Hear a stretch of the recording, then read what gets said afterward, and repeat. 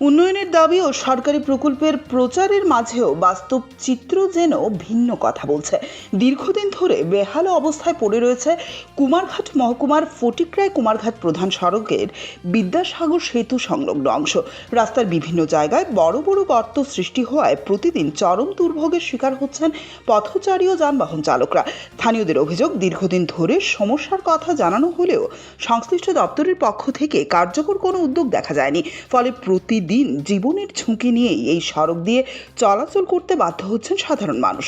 এমন পরিস্থিতিতে সরকারি উদ্যোগের অপেক্ষায় না থেকে মানবিকতার অনন্য নজির গড়েছেন স্থানীয় ই-রিকশা চালক জয়দীপ ঘোষ।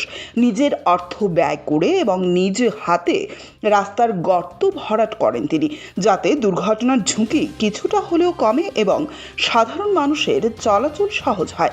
জয়দীপ ঘোষের এই উদ্যোগকে সাধুবাদ জানিয়েছেন স্থানীয় বাসিন্দারা।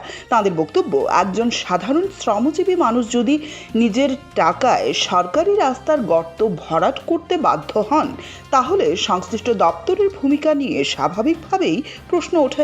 স্থানীয়দের দাবি, উন্নয়নের দাবি শুধু বক্তব্য বা প্রচারে সীমাবদ্ধ না রেখে দ্রুত ওই সড়কের স্থায়ী সংস্কারের ব্যবস্থা করা হোক, যাতে ভবিষ্যতে বড় ধরনের দুর্ঘটনা এড়ানো সম্ভব হয়। তো এখানে অনেক দিন ধরে টমটম চালাই আমি, রাস্তাঘাট ঠিক করে না, অনেক জায়গাতে অনেক রাস্তাঘাট ঠিক করে না।